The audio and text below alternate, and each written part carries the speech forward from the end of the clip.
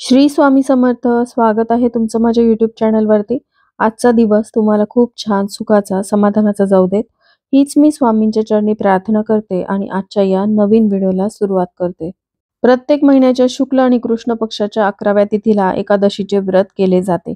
नवीन वर्षातील पहिली पौष पुत्रदा एकादशीचे व्रत हे शुक्रवार 10 जानेवारीला असणार आहे. याला वैकुंठ एकादशी असंही म्हणतात. पौष पुत्रदा एकादशीचे महत्त्व पुराण आणि महाभारतात सांगितले आहे. भगवान श्रीकृष्णांनी धर्मराज युधिष्ठिरांना सांगितले होते की पौष महिन्यामध्ये पुत्रदा एकादशीचे व्रत केल्यास संततीचे सुख मिळते. याशिवाय हे व्रत पाळल्याने वैवाहिक जीवनही सुखी राहते. भगवान विष्णूंच्या कृपेने व्यक्तीला सुख आणि समृद्धी प्राप्त होते. पुत्रदा एकादशी या नावातच त्याचा अर्थ दडलेला आहे की हे व्रत आपल्या मुलाबाळांच्या कल्याणासाठी केले जाते. त्याचबरोबर ज्यांना अनेक वर्षापासून संतती प्राप्ती होत नाही आणि ज्यांना पुत्रप्राप्तीची इच्छा आहे त्यांनी हे व्रत करावे. या व्रताचे पालन केल्याने भगवान विष्णूंच्या कृपेने योग्य संतान, पुण्य आणि मोक्ष प्राप्त होतो. हे व्रत विशेषतः मुलांच्या सुख आणि सौभाग्याच्या इच्छेने पाळले जाते. पण हे व्रत किंवा उपवास करणं शक्य नसेल तर घरामध्ये मुलांसाठी काही उपाय देखील केले जातात. आज या व्हिडिओमध्ये एक अतिशय प्रभावी उपाय मी शेअर करणार आहे. या उपायामध्ये उद्या शुक्रवारी आलेल्या पौष महिन्यातील पुत्रदा एकादशीच्या दिवशी आईने मुलांसाठी तुळशीला ही एक वस्तू अर्पण करायची आहे. ही वस्तू अर्पण केल्याने मुलांचे असलेले सर्व दोष, त्यांच्या मार्गात येणाऱ्या सर्व अडचणी, दुःख, दारिद्र्य दूर होईल आणि त्यांची प्रत्येक क्षेत्रामध्ये प्रगती होईल आणि त्यांची इच्छापूर्ती होईल. तर हा उपाय कशा प्रकारे करायचा आहे, मुलांसाठी जी वस्तू आपण तुळशीला अर्पण करणार आहोत, नंतर त्या वस्तूचं काय करायचं, ही संपूर्ण माहिती जाणून घ्यायची असेल तर व्हिडिओ स्किप न करता शेवटपर्यंत बघा. चॅनलवरती पहिल्यांदा आला असाल तर नक्कीच सबस्क्राईब करा आणि असेच नवनवीन माहितीपूर्ण व्हिडिओ बघण्यासाठी बेल आयकॉनलाही क्लिक करा. त्यामुळे जेव्हाही मी नवीन व्हिडिओ अपलोड करेल तेव्हा त्याचं नोटिफिकेशन सर्वात आधी तुम्हाला मिळेल आणि तुम्ही एक पण व्हिडिओ मिस करणार नाही. पुत्रदा एकादशीच्या दिवशी तुळशी संबंधित उपाय केल्याने आपल्याला त्याचे अनेक पटीने लाभ होत असतात आणि आपल्या मुलांसाठी आपण जो तुळशीजवळ उपाय करणार आहोत तो संध्याकाळी दिवे लागण्याच्या वेळेस करायचा आहे. आता तुमची एकापेक्षा अधिक मुलं असतील, मुली असतील, प्रत्येकासाठी तुम्ही हा उपाय करू शकता. कारण बघा, बऱ्याचदा असं होतं ना की आपली मुलं खूप कष्ट करत असतात, मेहनत घेत असतात, तरी देखील त्यांच्या कष्टाला, मेहनतीला म्हणावी तशी नशिबाची साथ मिळत नाही, त्यांची प्रगती होत नाही. आणि आई-वडील म्हणून आपल्या प्रत्येकाला असं वाटत असतं की आपल्या मुलाची प्रत्येक क्षेत्रामध्ये प्रगती व्हावी, त्यांना यश मिळावं आणि त्यासाठी आपली मुलं देखील खूप प्रयत्न करत असतात. बऱ्याचशा मुलांच्या बाबतीत सांगायचं झालं तर केलेला अभ्यास त्यांच्या लक्षात राहत नाही, अभ्यासामध्ये त्यांचं मन लागत नाही. कोणत्याही नवीन कार्याची त्यांनी सुरुवात केली तर त्यामध्ये त्यांना सतत अपयशाचा सामना करावा लागतो. वारंवार ते आजारी पडत असतील, व्यवस्थितपणे खात-पीत नसतील, तर हे जे काही त्यांना दोष आहेत किंवा त्यांच्या भोवती नकारात्मकता आहे, कारण बऱ्याचदा असं होतं की मुलं कळत-नकळतपणे अशा काही ठिकाणी जातात जिथे भरपूर प्रमाणामध्ये नकारात्मकता असते आणि ज्यावेळेस ते घरी येतात त्यावेळेस ती नकारात्मकता त्यांच्यासोबत घरी येते आणि त्यांना अशा समस्यांचा सामना करावा लागतो. आणि बऱ्याचदा त्यांना असलेले दोष देखील अशा समस्यांसाठी कारणीभूत ठरू शकतात. मग हे पितृदोष असतील किंवा त्यांना झालेले नजर दोष असतील. पितृदोष निवारणासाठी तर एकादशी तिथी ही सर्वोत्तम मानली गेली आहे. आपल्या मुलांना असलेले पितृदोष घालवण्यासाठी देखील तुम्ही हे उपाय जे आहेत पुत्रदा एकादशीच्या दिवशी नक्की करून बघा. त्याचबरोबर बऱ्याचशा जोडप्यांना अनेक वर्ष लग्नाला उलटून गेल्यानंतरही संतान प्राप्ती होत नसेल तर त्यांनी काय करायचे हे देखील मी शेअर करणार आहे. तर ह्या ज्या मुलांच्या मार्गात येणाऱ्या सर्व अडचणी, दुःख, दारिद्र्य आहे ते नष्ट होण्यासाठी उद्या पौष पुत्रदा एकादशीच्या दिवशी हा अतिशय प्रभावी उपाय तुम्हाला करायचा आहे. हा उपाय करण्यासाठी उद्या पहाटे लवकर उठायचं आहे. उद्या एकादशी आहे त्यामुळे आपण घराची स्वच्छता करायची आहे. त्यानंतर हळदी संबंधित उपाय घरामध्ये करायचे आहे, ज्यामध्ये हळदीच्या पाण्याने आपल्याला अंगणामध्ये सडा टाकायचा आहे. तुम्ही फ्लॅट सिस्टीममध्ये राहता तर थोडंसं स्प्रे बॉटलमध्ये तुम्ही हळदीचं पाणी तयार करू शकता आणि ते थोडंसं तुम्ही फ्लॅट समोर तुम्हाला स्प्रिंकल करायचं आहे. त्यानंतर बघा, अंघोळ करायची. अंघोळीच्या पाण्यामध्ये देखील तुम्हाला चिमूटभर हळद टाकायची आहे. थोडंसं गोमूत्र अंघोळीच्या पाण्यामध्ये टाकायचं आणि या पाण्याने तुम्हाला अंघोळ करायची आहे.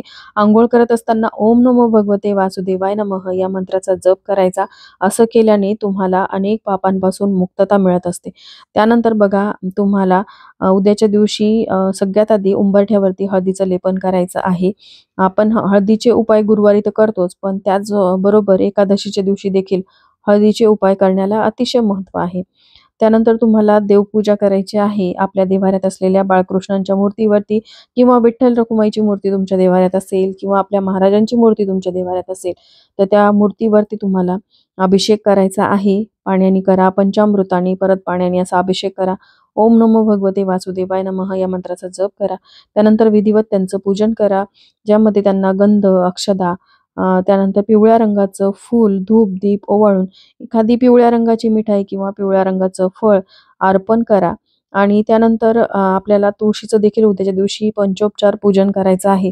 हा जो उपाय आपल्याला करायचा आहे तो संध्याकाळी करायचा आहे, पण त्याआधी तुळशीचं पूजन करायचं आहे. उद्याच्या दिवशी तुळशीचं निर्जला व्रत असतं, त्यामुळे तुळशीला जल अर्पण करायचं नाही, दुरूनच तिचं विधिवत पूजन करायचं आणि त्यानंतर संध्याकाळी आपल्याला हा उपाय करायचा आहे. तर कोणताही उपाय करण्याआधी आपण तो अग्नीच्या साक्षीने करत असतो, म्हणून दिवे लागण्याच्या वेळेस आपल्याला हा उपाय करायचा आहे. पण त्याआधी हातपाय वगैरे स्वच्छ धुवून घ्यायचे.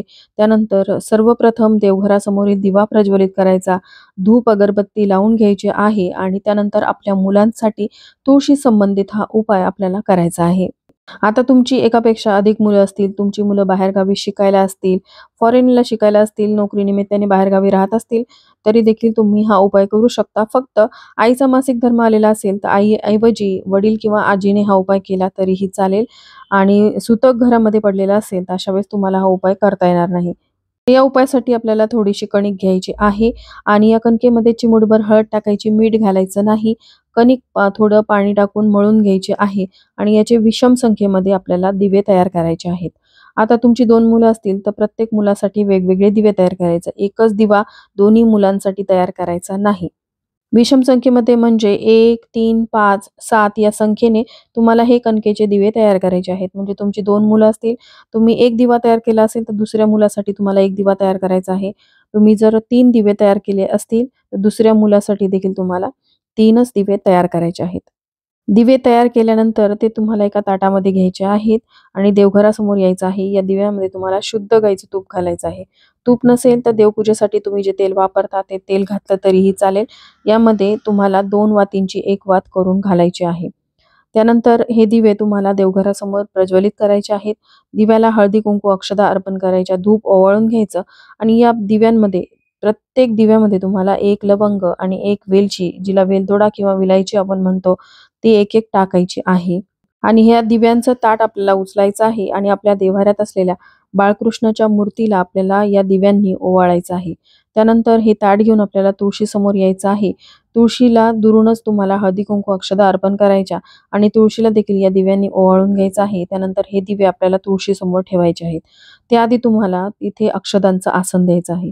तुम्ही जर एकच दिवा तयार केलेला असेल तर थोड्याशा अक्षदा ठेवायच्या आणि त्यावरती हा दिवा तुम्हाला ठेवायचा आहे. आणि तुम्ही 3 दिवे तयार केलेले असतील तर प्रत्येक दिव्यासाठी वेगवेगळं अक्षदांचं आसन द्यायचं आणि त्यावरती हे दिवे ठेवायचे. दोन्ही मुलांसाठी वेगवेगळ्या आसनावरती हे दिवे ठेवायचे आहेत आणि तुमच्या इच्छा मनोकामना पूर्तीसाठी तुम्हाला तुळशीसमोर प्रार्थना करायची आहे. शक्य असेल तर तुम्ही तिथे बसून कनकधारा स्तोत्राचं पठण करू शकता. कनकधारा स्तोत्र YouTubeवरती मिळून जाईल, तिथून तुम्ही श्रवण करू शकता किंवा Googleवरती सर्च केलं तर तिथे तुम्ही ते पठण करू शकता. तर ही सेवा करून झाल्यानंतर हे दिवे तुम्हाला रात्रभर तुळशीसमोर ठेवायचे आहेत. दुसऱ्या दिवशी सकाळी उठल्यानंतर तुम्हाला हे जे दिवे आहेत ते तिथून उचलायचे. यामध्ये असलेली वात आणि लवंग, वेलची तुम्हाला एखाद्या झाडाच्या मुळाशी दाबायची आहे आणि हा जो दिवा आहे तो तुम्हाला गाईला खाऊ घालायचा आहे. गाईला खाऊ घालणं शक्य नसेल तर तुम्ही एखाद्या झाडाच्या मुळाशी ठेवू शकता, पण अशा ठिकाणी ठेवू नका जिथून तो कोणाच्या पायाकडून ओलांडला जाईल. तिथे असलेले किडे, कीटक, मुंग्या वगैरे हा दिवा खाऊन घेतील आणि या उपायामुळे तुमच्या मुलांच्या इच्छा मनोकामना पूर्ण होतील. तर चला, याबरोबरच आजचा हा व्हिडिओ मी इथंच एंड करते. व्हिडिओ आवडला असेल, थोडा जरी हेल्पफुल वाटला असेल तर व्हिडिओला लाईक, शेअर, सबस्क्राईब करा. श्री स्वामी समर्थ.